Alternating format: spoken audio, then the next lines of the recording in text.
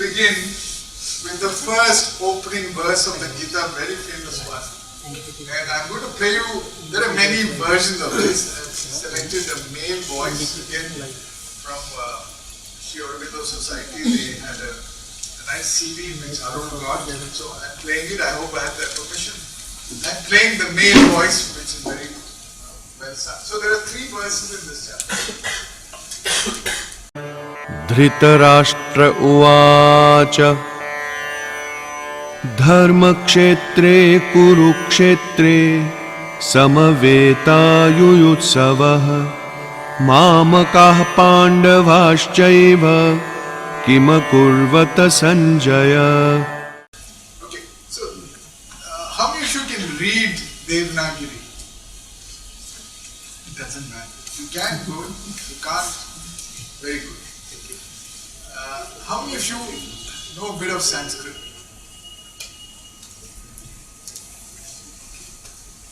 Not to worry. Okay, this is a course in English, but you need to know only a few keywords and we will let you know what those keywords are, right? So don't worry about it, but it's worth learning. In fact, you can learn Sanskrit through Gita. There's a course called Gita Sanskrit, right? Because the words are very easy to understand. And I have done this is a transliteration. I've got a translation. It's a very phonetic language. The original book was some 450 pages and I spent a lot of time and labor in putting all the diacritics, all these very carefully.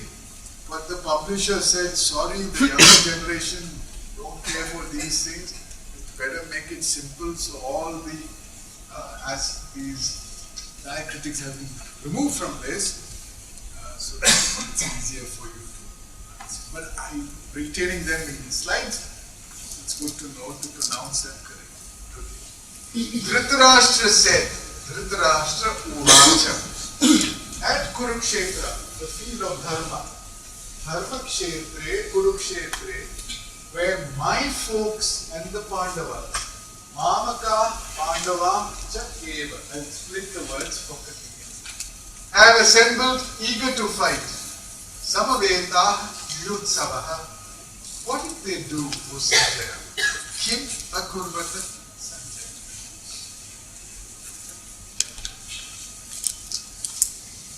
How many of you are totally familiar with the story? Rest of you are not familiar. Okay, I don't have time to narrate the story of the Mahabharata or the Gita here, but it's worth reading it.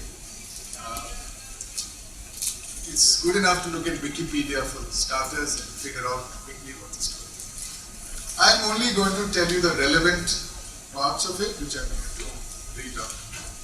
Thus begins the Bhagavad Gita with this verse. It is indeed a most unusual setting for one of the most celebrated and timeless scriptures of India to begin. The setting is a battlefield at Kurukshetra. Where is Kurukshetra? Yeah. There is it's close to Delhi, where a terrible and violent war is about to begin. The theme of Dharma is invoked in the very first lines of the Gita. Dharma Kshetre Kurukshetra. Spoken by Dhritarashtra. Who's Dhritarashtra? The blind king in the great Indian epic Mahabharata. Dhritarashtra is stationed within the confines of his palace, but he is constantly updated about the happenings at the distant battlefield through his assistant Sanjaya. How did he do it? Well, recently in Sarang you had the drone on top of the board. So imagine there was some imaginary drone out there capturing everything and you can zoom anywhere. And Sanjaya had been given this gift. This gift was originally offered to Dhritarashtra himself by Vedavyasa. He says, you're too old, you can't bear going out there and fighting, but you can sit in your palace comfortably, lean back onto your sofa, and then you can have this light television. He says, no, I'd rather be blind. Let Sanjaya see all that, and he can tell me. So, Sanjaya is his assistant, And Sanjaya is actually seeing everything and he's describing the scenery to Dhritarashtra. Dhritarashtra is asking him, what's going on? In the opening verse, Dhritarashtra refers to the conflict between his sons, whom he openly refers to as Mamaka, my folks. Look at this. He's supposed to be the Kaurava king. The Pandavas are also Kauravas. They are also gurus. But they belong to his brother's 5 sons. So he's already separated out. My people, my folks, and Pandavas were my nephews, but they are not really mine.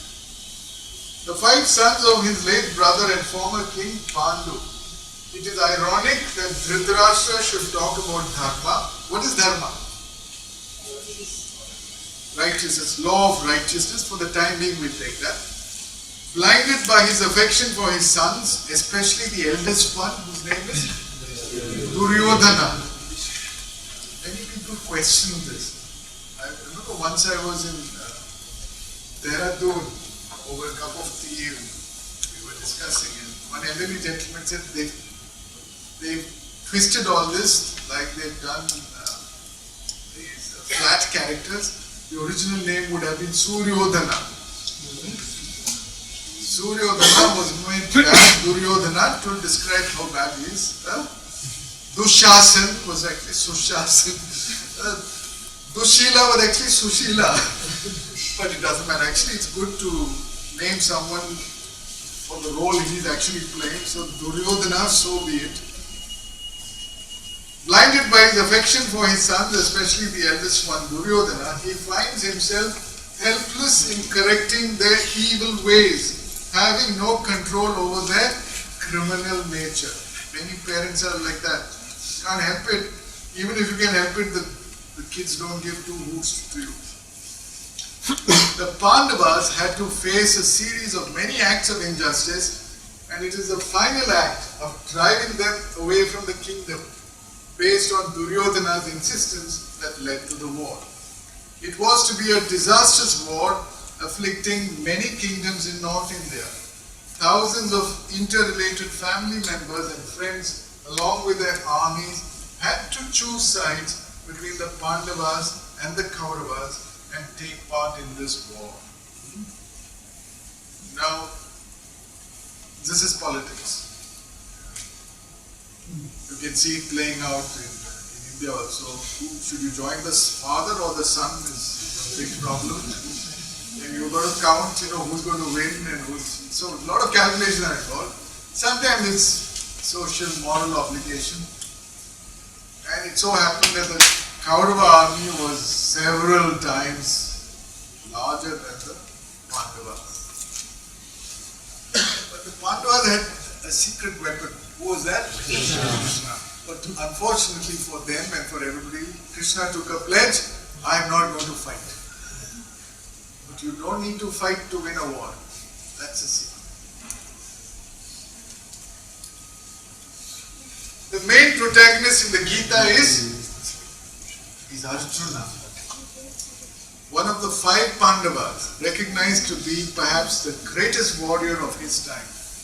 At the battlefield of Kurukshetra, just before the battle is about to commence, he finds himself challenged unexpectedly by a terrible conflict in terms of his dharma. Unlike Dhritarashtra and Duryodhana, here is a heroic man who strives to live according to the highest ideals of his age and culture. He sincerely wants to do the right thing, but is now bewildered and disturbed by the enormity of the destruction that this war is about to unleash on his own people. It's an ethical dilemma. What's the Sanskrit word for ethical dilemma? Dharma sankata. He is so disturbed that he is tempted to do what? Tempted to quit. Okay. To drop everything and quit the battlefield. Right. You sometimes feel like that when you're confused? Huh? Not yet. Wait till you get married.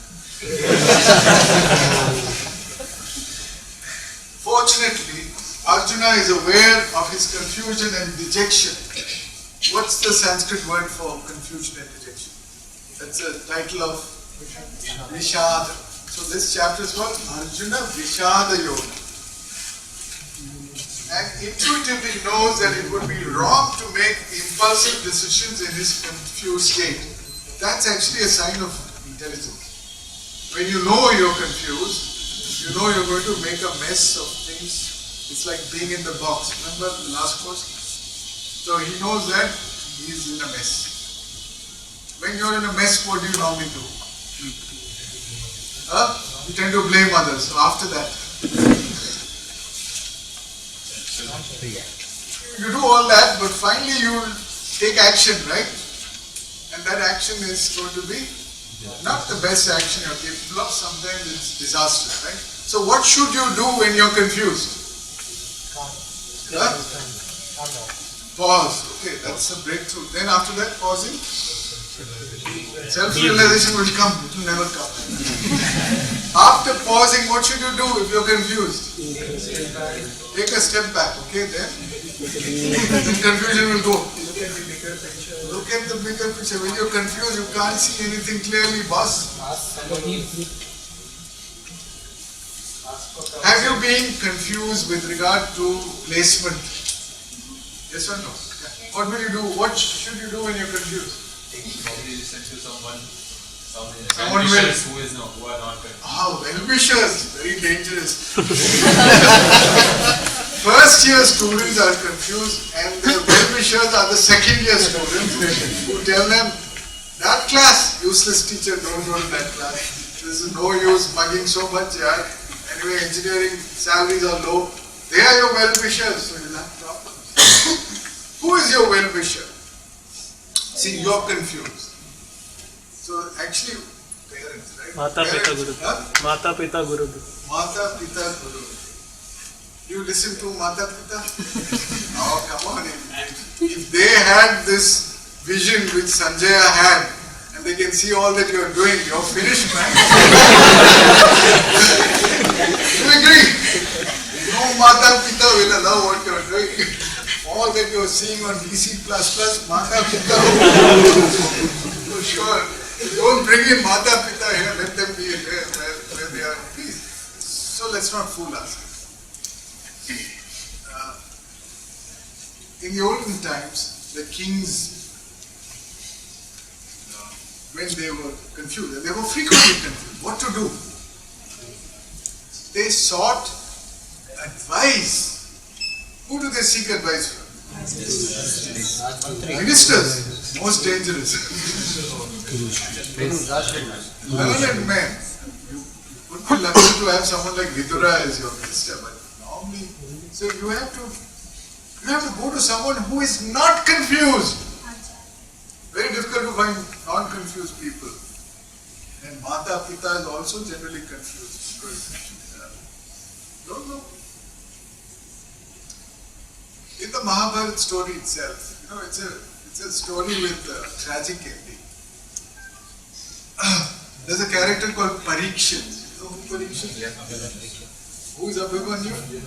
So Arjuna's grandson, the last in the line, Parikshit, is cursed. Actually, all of them are cursed, but this Gandhari is cursed.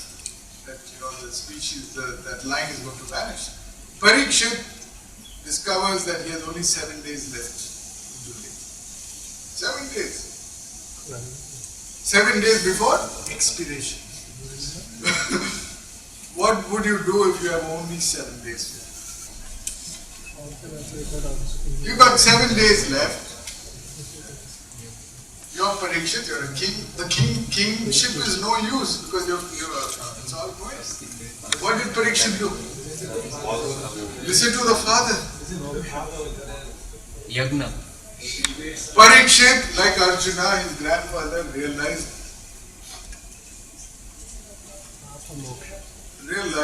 that he needed help. All of us need help.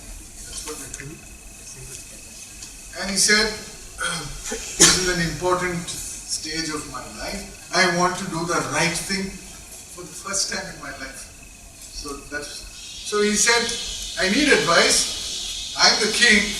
I can get any advice. I want advice from the wisest person around in this world. In Greece, similarly, there is a story of the Oracle of Delphi who was consulted. He said, who is the wisest person alive? He said, there's a guy called Socrates in Athens. Go to him.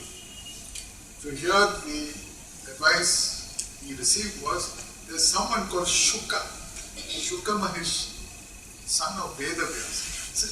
He may know the answer. It's a very interesting story. And so Shuka said, I know.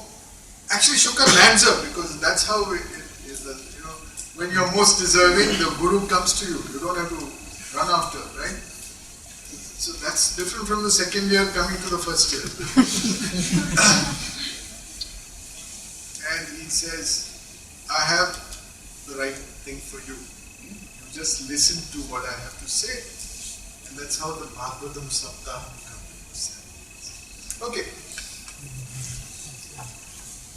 So whenever you get unsolicited advice from anyone, Mata, Pita, Guru or senior, second year, whoever, what's the first thing that is worth checking? Beautiful. Whether that's a negative thing. Is he confused or not? But more important, is he thinking from authentic fulfillment, realization, clarity? Does he really move? You understand what I'm saying? Then it's certainly worth being open to. Luckily for Arjuna, close to him on the battlefield was the greatest consultant he could have ever got. That was Krishna. Fortunately, Arjuna is aware of his confusion and dejection and intuitively knows that it would be wrong to make impulsive decisions in his confused state. He is wise enough to seek the advice of Krishna, who happens to be a cousin and mentor of the Pandavas, now serving as Arjuna's charioteer at the battlefield. There's a story behind that, I should tell you later. However, unknown to most people of his time, Krishna was also a great avatar, the supreme divine descended in human form. The replies given by Krishna to Arjuna's many queries take the form of a spiritual discourse in poetic verse. This constitutes the Srimad Bhagavad Gita, literally the divine song. Spread over 700 verses, it contains the essential spiritual wisdom of the ancient Upanishads, synthesized with Sankhya philosophy. It's referred to as Brahma Vidya. But the Gita is not just Brahma Vidya, it's also. Yet the Gita has much more to offer than theoretical knowledge leading to self-realization. It is also a manual of practice, Yoga Shastra, that demonstrates how spirituality can be and should be practiced in our day-to-day lives. For the majority of us, spirituality and living in the world seem to be rather mutually opposed. Isn't it true? Spirituality is something that is commonly associated with peace and non-violence, with temples, ashrams, monasteries, churches and mosques, and with serene landscapes. We feel uplifted in such sublime settings which provide an ambience that feels significantly different from the hustle and bustle of our daily lives. It is difficult and sometimes impossible to be spiritual in our day-to-day work and relationships. Even in those precious moments when we do get a glimpse of what it means to be spiritual, we find that we are not quite rightly engaging with the world. Paradoxically, that's the paradox. We need to retreat from the world outside physically and psychologically, especially from any kind of ugliness or violence, in order to contact spirit. Yes or no? Have you noticed? So, when you are spiritual, you can't engage with the world. When you are engaging the world, you can't be spiritual. This dilemma traditionally is called the Paramarthik versus Vyavaharik dilemma. Worldly life and spiritual life. In the Gita itself, there is a clear acceptance of the harsh reality of living in the world, the very nature of which appears to be transient and unhappy. There is a verse in the Gita, actually 9.33, which says, the word is Anityam Asukham Lokam. Anityam means Nityam means Anityam means temporary, transient. Asukha, unhappy. Yet the Gita does not advocate outer renunciation. It points to a way of living spiritually in this world through day-to-day activities and relationships, and especially while facing critical moments in our life. Perhaps for this very reason, the most unlikely of all places and occasions has been chosen for rendering this unique spiritual discourse. For if spirituality can be practiced in a living battlefield, with one's inner being remaining supremely at peace, in communion with the divine, amidst the most difficult turmoils and violent happenings in our outer circumstances, then it certainly can be practiced easily anywhere and anytime. So that's probably why the setting was chosen. The two important words, Dharma Kshetre, Guru Kshetre. That's the next topic. The term Dharma refers to the basis or principle or law of being, which sustains and regulates the functioning of everything in this cosmos. The term Kuru, what does Kuru mean? See. The term Kuru, which is closely linked to and derived from the same root as the term Karma, refers to any work or action, including the underlying intent. Thus, Dharma Kshetre, Kuru Kshetre refers to a generic human setting, a kshetra, where we are all required to perform our respective karma appropriately for sustaining ourselves and the universe in a right and harmonious manner for dharma, which simply means doing the right thing. But what is this dharma? Actually, the whole creation will in that one question. What is this dharma? What indeed is the purpose of all existence, of creation? What is the purpose of our life, my life? We shall see in the chapters to follow how the theme of Dharma is unraveled in the Gita, leading to a climax in the closing verses. Naturally, the questions and answers span over a wide spectrum of topics covering spirituality, philosophy, psychology, and work ethics. All actions have consequences, and hence it is important that our karma be aligned to our dharma. When we act in violation of dharma and engage in adharma, we tend to generate chaos and disorder within us and outside us. The misalignment between our karma and dharma occurs typically when we are driven by yes, by our selfishness and self-interest, well said, by lust and greed, to transgress on the rights and well-being of others, including the environment, and when we fail to carry out our responsibilities and obligations. Very often we are confused with regard to our dharma, and even when doing the right thing stares at us clearly in the face, like Dhritarashtra, we succumb to the pulls of our lower nature, over which we have little or no control.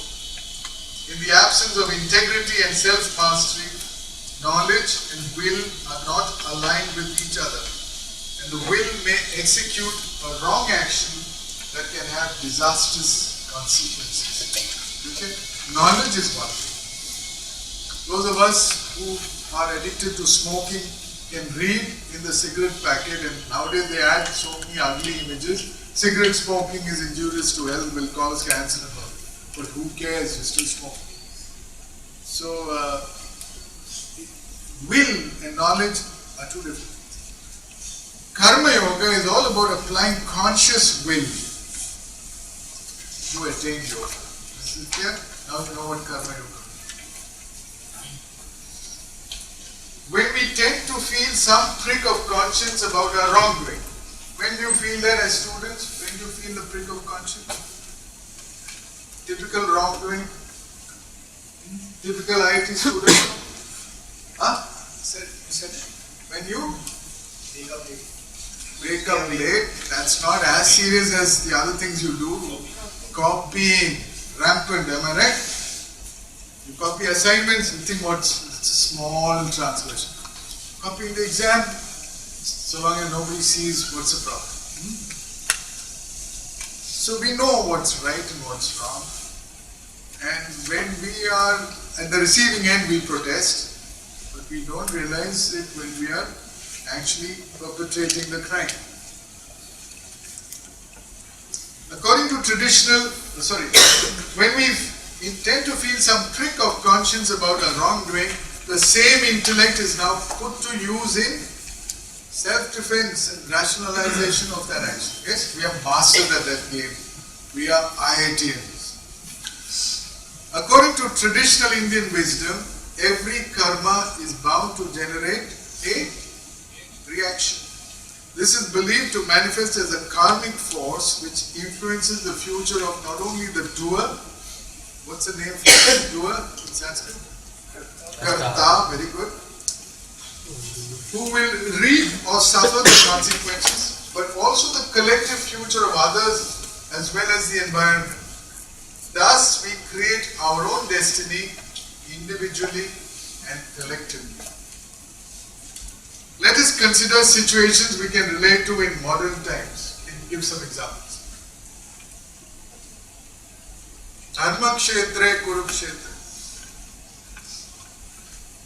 This is not something that Arjuna experienced. You said he experienced some situation. It need not be personal. It could be what's happening in India now. Post-truth, that's a new word which has come to the English language after post-Trump.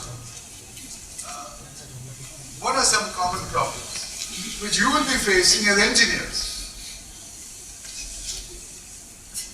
And which you should be concerned about when you take placement jobs and grab at the job which offers you the highest pay. There is an ethical aspect involved in everything you do. So I'll help you with that. What happens when we come to realize that the products we manufacture or sell have some seriously damaging effects or clearly violate ethical norms? You understand? We only ask for what's the pay package. We never ask these questions, right? What happens to a criminal lawyer if he were to awaken to a sense of guilt in having to resort to lies in the courtroom just to acquit his client whom he knows to be guilty, or worse, to convict someone innocent? More commonly, we feel this dilemma when we end up paying a bribe, either directly or indirectly, to get some work done. A wide range of dharmic conflicts are possible at various levels. You can think about this. One of the ideas of this session is to force you to think about this. And remember, you have a solution for everything. You are not desperate. You'll still find a way out of this mess. Global, national, regional, communal, at the workplace, within the family, within the individual.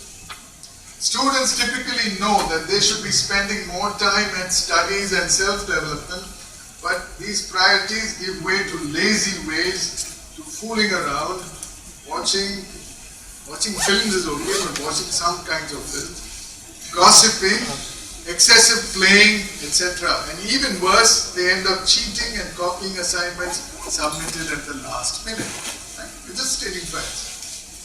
The battlefield setting of the Gita is symbolic of the challenges that life presents to all of us through conflict. In every instance, we are required to make a choice and to act decisively.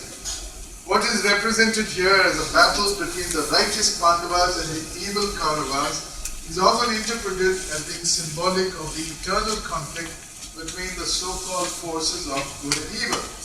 However, that would be a simplistic reading of the true import of the Gita, whose verses read with a deeper meaning. So we will look into the symbolism a little later. Right now, please understand, Kshetra also means field. It's a field. You could even look at it initially as an agricultural field, where everything you do is a seed for something else to come. But there is a lot of symbolism here. We'll come back to it later. There's a hidden purpose in every conflict. What's a hidden purpose? That's the next one. Yep.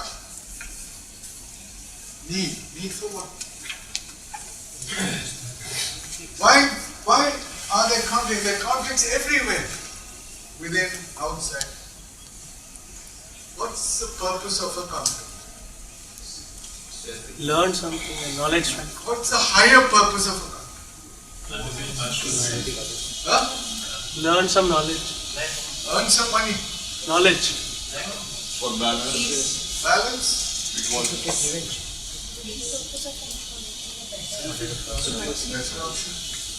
Okay, see, there's no 100% right answer. All that you say fits it, but let's see it more carefully. The Gita suggests that every situation in life, especially moments of apparent crisis, are in fact invitations to us to rise from our lower nature into a higher divine nature. Correct Sanskrit words are apara prakriti to para prakriti. They are to be perceived not as threats but as God-given opportunities for us to make an evolutionary leap in our consciousness, something that we are actually capable of doing but generally keep evading and postponing. So, what do you refer to when you say lower nature and higher nature? Right now, just take it. There are huge chapters on this topic. So, good question. Lower nature is a nature where it is ruled by your ego, by self-identity. It's got only one main motive. That's to survive, to grow, couldn't care less what happens to others. Lower nature is caught in the play of the three gunas, tamas, rajas and sattva. You understand? Higher nature is something beyond the gunas. It's something that you have mere glimpsed, but something that is worth gaining kind of stable ascent. The lower nature is like a gravitational field which keeps us caught and trapped. We only know this. We're like a frog in a well which knows only this nature. But hopefully, learning from teachings like this will give you the escape velocity to cross this, and when you re-enter this, you're not the same person. So, it'll unveil itself. Let's wait for it. But good question. Where did I stop? What is needed is an integral transformation of all the different parts of our being. Many parts want different things. Actually, you have to win over everybody. That's how you get harmony. It's not by smashing, killing, demolishing. You have to win over. And that winning over is a process of unification, of balance, as one of you said. And sometimes you may have to stoop to compare, but you have to listen to all the voices and win over everything. That's a huge challenge. That's why the word used in Gita is sarva bhavena. Every part of your being really is aligned in the same direction. Sometimes we feel inspired by one of these parts, perhaps our conscience or intellect, to take the initiative to make the change. It is then that we find that there are other parts of our being governed by the ego self which refuse to budge. They then seem to behave like the Kauravas led by Duryodhana, who declared that he will not yield even the space of a needle tip to the Pandavas. You remember the story? So it's not some story happening out there, perhaps a legend 5,000 years ago. It's happening daily in my own life. I want to change, but people won't say anything. But when you actually try to change, all the protesting silence and get lost, go to hell. It's not happening outside, it's actually happening. That's why it's so difficult to have authentic transformation.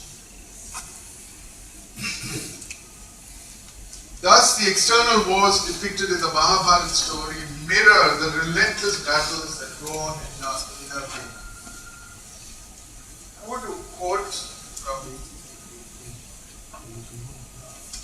Abdul Kalam. It's interesting. This is his room, a very simple room. He was a vegetarian by choice. He used to spend time playing the veena, seeing Krishna, Madras here. A book by Carl Sagan out there. Down here is a book by Sri Aurobindo. It's called The Life Divine. And Abdul Kalam put it very simple like this: difficulties in your life do not come to destroy you, but to help you realize your hidden potential and power. That's the purpose. It's a hidden purpose. And he said something deeper. He said, we are all born with a divine fire in us. Our efforts should be to give wings to this fire and fill the world with the glow of its goodness. That's the purpose of spirituality. So he used the word divine fire. Next topic is science and spirituality. I would like you to read it. I just want to read one or two lines. It is important to recognize that in traditional India, there was truly no conflict between science and spirituality. There was an implicit understanding and reverential acceptance of spirit as being the basis of all existence, from which emerged mind, life energy, and matter as differently graded forms of consciousness, ranging from the subtle to the gross. So I'm skipping, this is reading for you. Just want to add, the current approach of science is to perceive matter as the fundamental reality. The manifestation of life on earth and biological evolution are seen as extensions of chemical evolution in matter, occurring by chance and natural selection. Evolution, according to traditional Indian wisdom, is essentially a progressive development of consciousness. In the evolving human being, it manifests through increasing self-awareness, individuation, and unification with the one divine source from which everything has emerged. Man is still bound by entrapment to the ignorance of a lower nature, and it is through an evolution in consciousness that he can rise to his rightful higher nature, divine nature. And this fundamental spiritual urge is reflected in a traditional Indian prayer. Can you tell me what that is?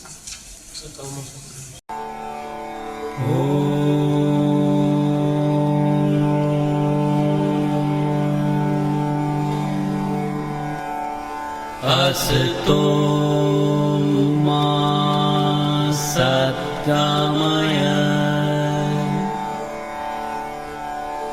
tamaso ma jyotirgamaya mrityorma mrutangamaya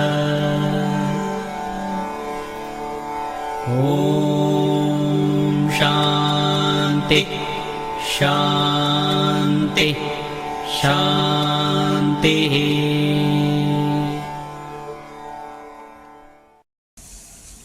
This is the traditional direction pointed at as being something which is embedded and imprinted in the whole universe, which is trying to manifest through all being. This is the alignment. Om Asato Ma Satkamaya, lead us from the unreal to the real. Tamaso Ma Jyotirgamaya, lead us from darkness to light. Mrityor Ma Amrutamgamaya, lead us from death to immortality. Amrutam has a double meaning. It's also the nectar of life, the bliss. So this points to a trajectory, and it's very important to align your individual intent to this trajectory, because then all your actions become divinely supported. It's very important to know whether that thought or word or deed you're about to do is going to take you up towards what? Towards Sat. We'll try to understand what that means. Towards Amritam, towards Jyoti, or it's going to take you down towards Tamas, Asat, Mrityu. So if it's taking you down, and think twice. That's the key. We come to the last topic in the first chapter, aspiration and faith, Shraddha, beautiful word. Aspiration and faith have a key role to play in the integral practice of the yoga of the Gita that we call integral Karmayoga. For success in this journey, the aspirant needs to aim high and have absolute faith and dedication called Shraddha. As one progresses and gains insights and undergoes inner transformation, the Shraddha gets reinforced naturally. What is the opposite of Shraddha? I don't want this. I want the physical, the English word. Cynicism is one extreme opposite, yes. A weak opposite is doubt. What's all this? You understand? Now doubt has its place. But how do you clear your doubts? Often we clear our doubts with the limited resources at hand. And they can solve certain kinds of doubts, but they can't clear some doubts which need you to access some other part of your instrumentation, which is sometimes beyond intellect. It is good to raise questions, as Arjuna does, and seek answers to clarify one's doubts. But we must realize the limitations of our own rational minds, especially when we seek deeper insights. What is truth? Asked Pilate of Christ. Remember, that's Francis Bacon's famous essay on truth. What is truth? Asked Pontius Pilate of Christ just before Christ was being crucified. But did not pause for an answer. Nor did Christ give him an answer, because you can't tell someone like that the answer to a question of what is truth. The Indian wisdom tradition refers to dharmas, universal laws of being associated with the physical, vital and mental realms. Among these, the laws of the hard sciences, such as the law of gravity in physics, are easier for us to establish compared to the laws relating to how our minds function. In order to understand them fully, and even to glimpse the one overarching dharma, subservient to which all these dharmas operate, one needs to invoke intuitive levels of understanding that transcend the reasoning intellect. There is no room for any doubt or skepticism with regard to the reality of spirit here. So you should know the limits of the instrument with which you are going to clear your doubts. You can't use an instrument which cannot clear certain doubts. So I want to quote Sri Aurobindo here. Before that, the verse. Agnascha shraddadhanascha sanshayatma vinashyati nayam lokosti na paro na sukham sanshayatmanah. One who is ignorant and faithless, ajnancha ashraddadhanascha, always doubting, not trusting, is lost. Samshayatma vinashyati, lost. No stability in this world or beyond. Na ayam loka, na paraha, nor joy is there for the doubting soul. Na sukham samshayatmanah asti. This is, I've picked up a verse in the 4th chapter to make fundas clear right to me. So there are some things you can at best put on hold. That's what an agnostic does. Doesn't reject. Puts on hold. That's my suggestion. put on hold and say, maybe I will understand. But here's a good explanation given, so Shraddha is a key word given by Sri Aurobindo. In the lower knowledge, doubt and skepticism have their temporary uses. In the higher, they are stumbling blocks. That's a strong word. For there, the whole secret is not the balancing of truth and error, but a constantly progressing realization of revealed truth. In intellectual knowledge, there is always a mixture of falsehood or incompleteness, which has to be got rid of by subjecting the truth itself to skeptical inquiry. But in the higher knowledge, falsehood cannot enter, and that which intellect contributes by attaching itself to this or that opinion cannot be got rid of by mere questioning, but will fall away of itself by persistence in realization to a deeper, higher and wider living of the spirit. You understand? So this is not for logicians to debate with. The Buddha was very clear on this. Whenever he was asked questions which was of a debating kind, he'd keep quiet, because he doesn't want to get into an ego argument. Silence is sometimes better. Even in science, you know that you can't really talk of quantum physics to someone who's stuck with Newtonian theory. Keep quiet. So there is a hierarchy in this understanding, but everyone is capable of understanding. And what is not yet realized must be prepared for by faith, not skeptical questioning, because this truth is one which the intellect cannot give, and which is indeed often quite opposed to the ideas in which the reasoning and logical mind is entangled. It is not a truth which has to be proved, but a self-existent truth which has to be lived inwardly, a greater reality into which we have to grow. Very powerful lines. This is why you can never convince a hardcore scientist who believes only in matter to prove the existence of spirit. Can't do it.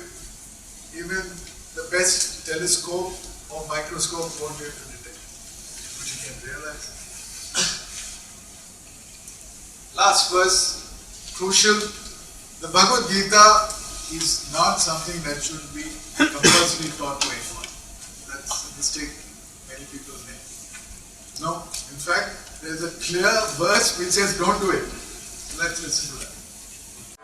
इदं ते ना तपस्काय ना भक्ताय कदाचन न चाशुश्रूषवे वाच्यं न च मां योऽभ्यसूयति.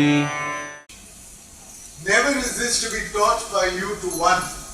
Idam te na vachyam kadachana, who is lacking in austerity and devotion. Na atapaskaya na abhaktaya, or does not wish to listen. Na ashushushave, or who speaks ill of me. This me is something which will get unfolded later. Na cha mam yaha abhyasuya.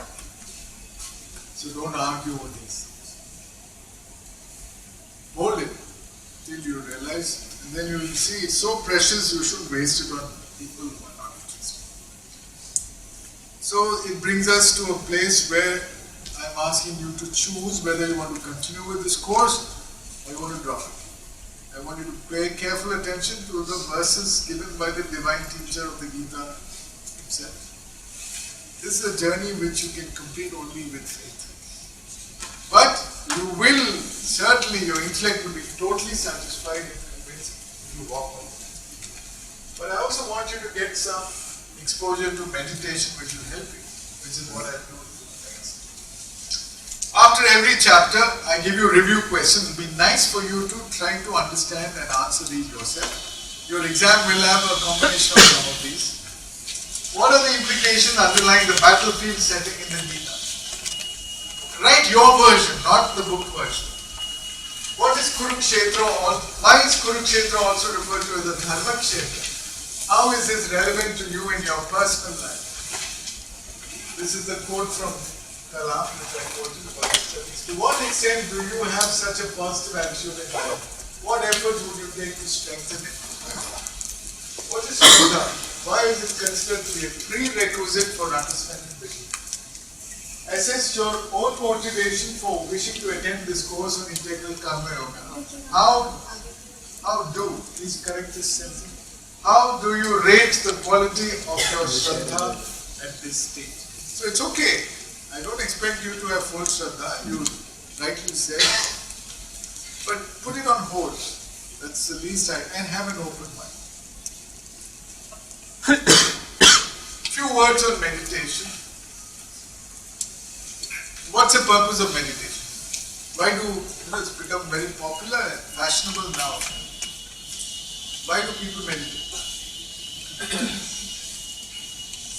Peace of mind. I mean, otherwise, life is not so peaceful. Okay? Raise your concentration. To raise your concentration. Why else? To be happy. To reduce your blood pressure. These are actual real reasons. To get away from the pain of living, at least for a short while. To have some degree of mental clarity. To have some immunity against illness. All that is true. To help you have a clear mind, to help you resolve certain conflicts. They are the very common purposes of meditation, but that's not the real intention of meditation. Meditation is to achieve, to be fully awakened for a fully conscious way of living.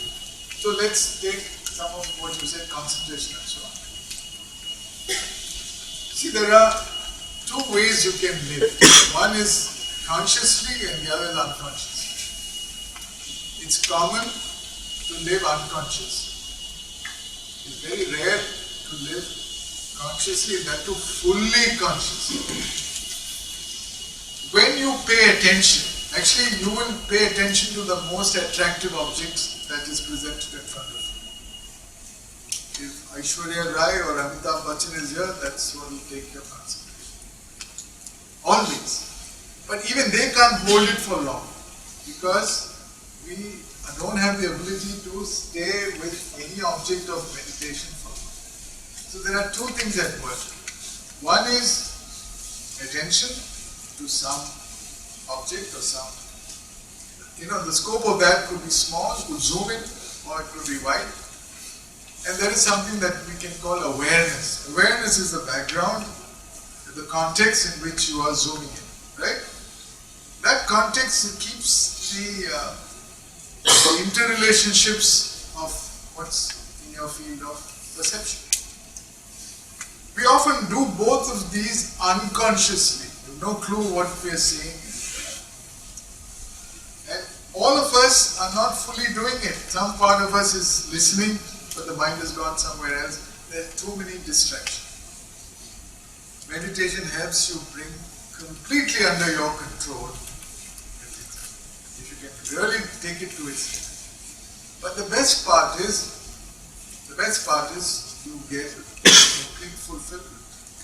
So that's a higher dimension. And it's very important to have a balance between what you zoom into in your field of attention and the background that you have. And you need a lot of energy for that. But you are connected to an infinite source of energy, and so people who grow in meditation are full of energy. And people are talking about big data. You can handle big data. Really? You're not confused or upset. So I'm referring to the Kuladasa book, which I'm going to ask you to read parts of. I'm going to give you notes on meditation. I pass it on along with these slides. I want you to start practicing daily. The first thing is called establishing a practice. I want you to read it and try it out. When life is lived in a fully conscious way with wisdom, we can eventually overcome all harmful emotions and behavior.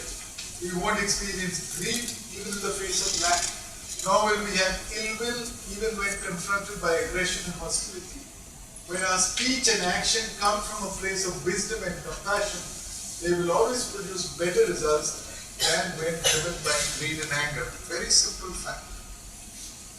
All this is possible because true happiness comes from within.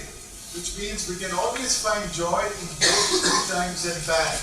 Although pain and pleasure are an inevitable part of human life, suffering and happiness are entirely optional. That's a fantastic line. Pain is unavoidable, but you can handle it.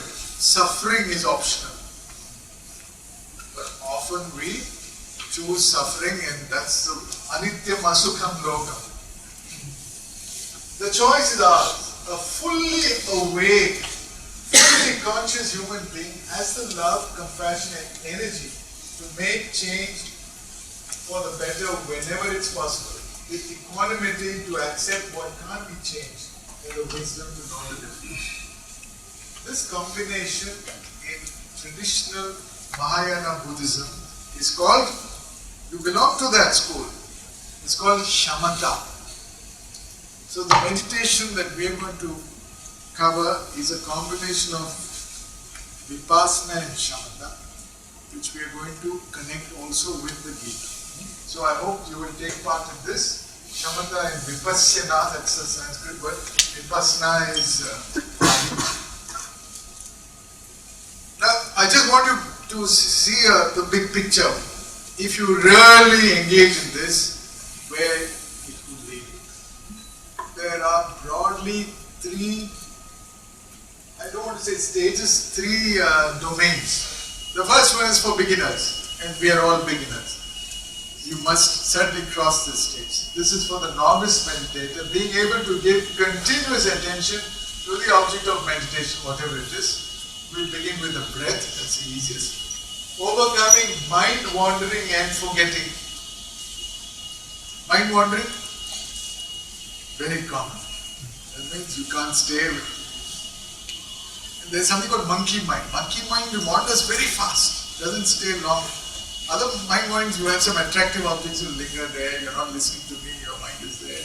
But even that poor girl is not getting the full attention because it's again floating there. You understand?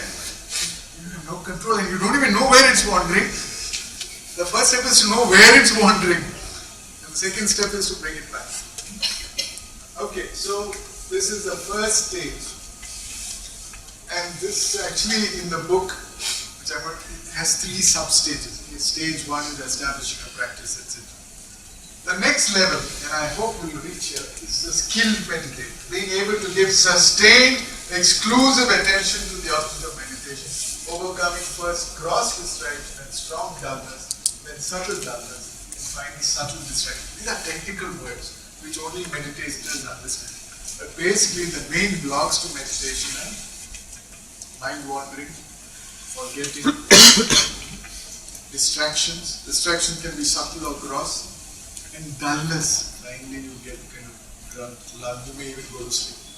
So strong dullness or subtle dullness. Subtle dullness you won't even know unless you're very skilled. So to break through all that and be totally awake is not easy. It's possible. You can do it. Then you come to the last stage. So stages 1, 2, 3 here, 4, 5, 6, 7 here, and then 8, 9, 10. Here really you don't have to do anything. It becomes effortless. The stages unfold by divine grace. You become an adept meditator, being able to have effortless stability of attention, achieving first mental pliancy. Pliancy means being compliant. That means every part of your being listens to you. Willingly. You're not forcing. That's sarvabhavena. Unification. Meditative joy. This is really something out of the world. It's something you can enjoy being. And sense pacification. Your mind goes quiet. Absolutely quiet. Overcoming distraction of unusual energy current. So you will have all kinds of sensations. But don't worry, this is a safe journey. Then physical pliancy. Physical pliancy is, your body listens to you completely. You can sit quietly without fidgeting.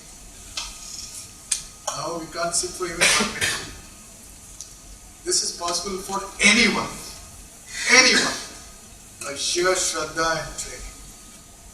I at least would like you to cross this stage. This will take some time. How much time depends on many things. One factor is Shraddha, your aspiration. Second is your sadhana, how you have to sit daily and do it. Third is divine grace. So some people can do it in a year, some people need a lifetime. But in any case, this can only do you good, it can't do you anything. Calm control over meditative joy and finally attaining stable tranquility is important. Tell me, how many of you are really interested in practicing this? So I will do one thing. I will send you the notes for the first stage.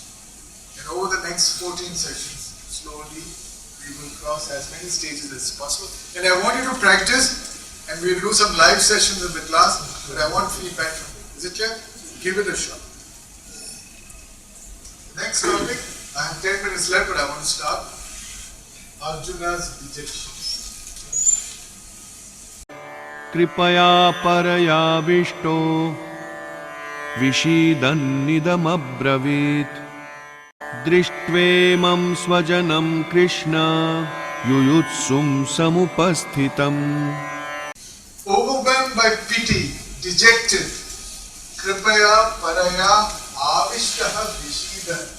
He, Arjuna, spoke thus, O Krishna, Idam Abravit Krishna, I see but my own kith and kin, Drishtva Imam Swajanam, assembled here, eager to battle, Yutsam Samupastita. Let's see the background. Look, the war is about to start. Arjuna is a great warrior and he commands his charioteers, take me to the front line and position me in a place where I can see, I can survey what's going on.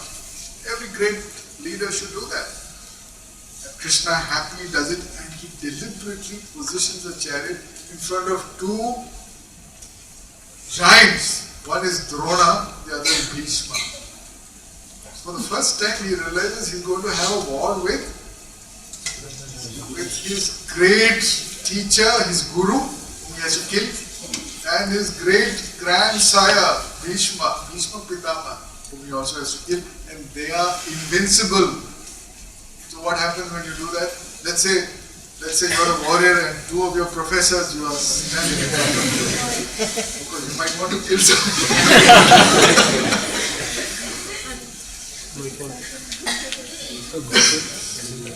Arjuna tells Krishna, who plays the role of the charioteer, to take the chariot to the front line from where Arjuna can survey the enemy formation and plan his moves. That's what a good strategist does. Krishna drives the chariot to position between the two armies directly in front of the two senior-most warriors, his great-grandfather Bhishma and his teacher Drona. Seeing these two beloved and revered elders, Arjuna is quite unnerved. It is to the invincible grand old warrior Bhishma that he owes his inherited nobility. And it is under the tutelage of the great teacher Drona that his warrior skills have been nurtured and perfected.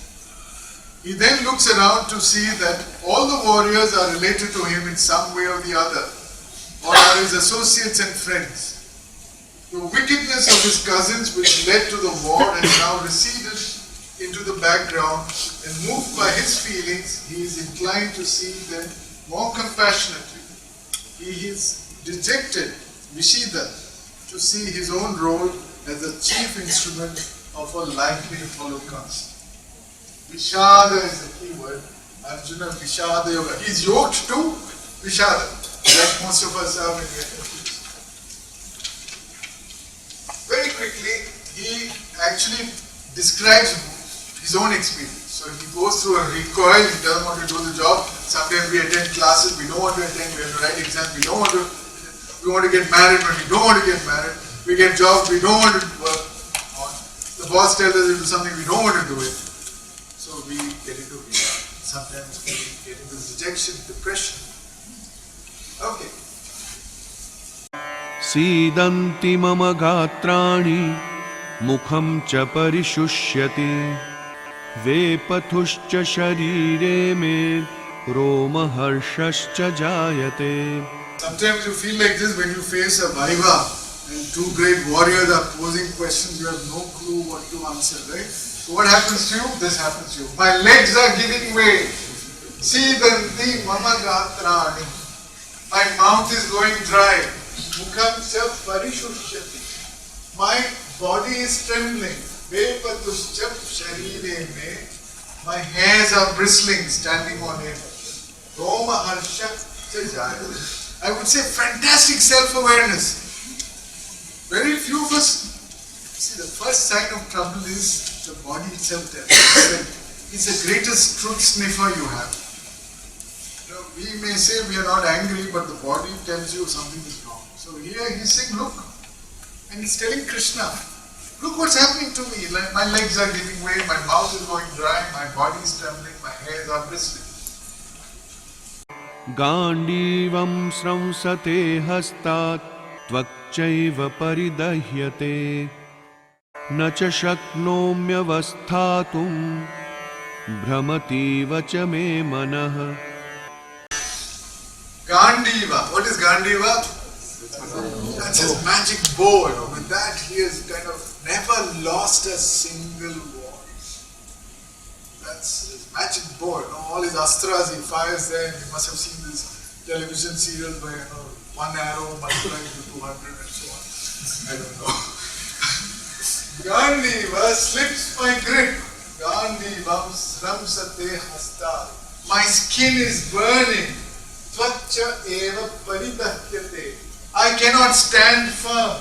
Nacha shaknomi avasthato. My mind is reeling. Brahmati iva cha me manaha. Sometimes this happens. Beautiful description of physically what's going on. So we will see later the different parts of the thing. There's a physical, there's a vital, there's a low vital, there's a vital, higher vital. Arun will also cover some of these. Then you have the mind, physical, vital, pure mind. These are actually linked to your 7 chakras. So we are talking about what's happening at the physical level. So there's a sensational recoil, physical nervousness, horror, pity and disgust. This is overcoming Arjuna and the battle. Next verse. अहो बत महत्पापं कर्तुं व्यवसिता वयं यद्राज्यसुखलोभेन हन्तुं स्वजनमुद्यताः. Alas, great is the evil crime. Now he's giving reason. Great is the evil crime. Aho bat mahat papa. We have resolved to commit in fighting this war. Kartum vyavasitah vayam. Intent on killing our own kinsmen, our own cousins. Antum swajanam udyatah. To enjoy the pleasures of kingship. Yet raja sukha lobhin. Apparently, fantastic argument, but at the wrong time, in the wrong place when he's about to start the war. So, Mahat Papam, big sin. So, we'll discuss what this sin is all about. So, that's the next, because the vital recoil, loss of attraction for worldly pursuits and pleasures, including the Kshatriya aim of life for victory in battle, kingship, power, and governance. Arjuna argues, when the family is destroyed, the ancient traditions perish. When this dharma has perished, lawlessness overwhelms the entire family. That verse I am not putting here, but I am just giving you the whole picture. This is his argument. Powerful argument, and Krishna is very quiet. He smiles gently and listens. The guy is blabbering non-stop. Okay, let's hear the whole thing. He says all this. When lawlessness overwhelms Krishna, the family women get corrupted. Women empowerment he wants. And when women are so corrupted, adulteration of stock comes into being. Pretty harsh on the women. Intermixture of classes brings hellish life to all. Ancestors fall deprived of rights of offering of rights and order. So, this you have to put in that context. Basically, he says everything is going for doomsday prediction. The evils of these family destroyers, creating class intermixture, lead to disappearance of eternal family traditions. Men whose family traditions have vanished dwell in hell indefinitely. Actually, there are a lot of people in India traditionally who say, actually all this is happening right now. Having spoken thus, Arjuna sat down on the chariot. Look at this. The general sits down in the chariot, throwing aside the bow along with arrows, with a heart, mind, open. Last verse for today.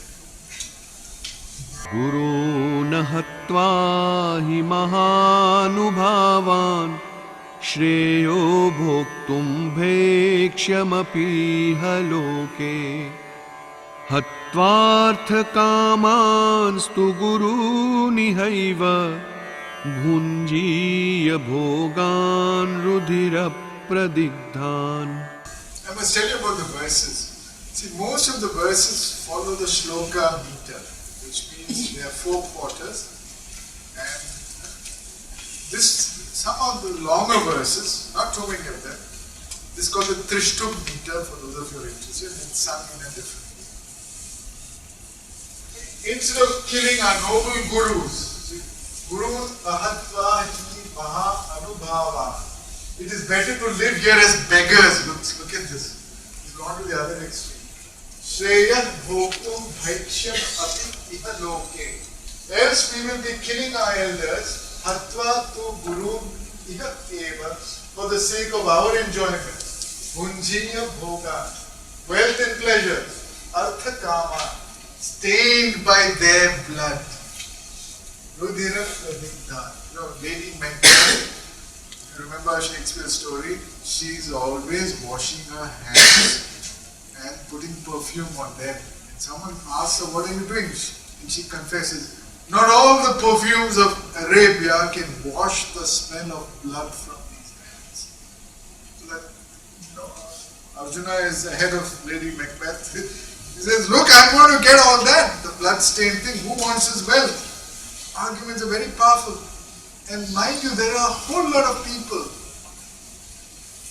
many Indians themselves. You should read a book called The Difficulty of Being Good. Who's the author? Forget the author.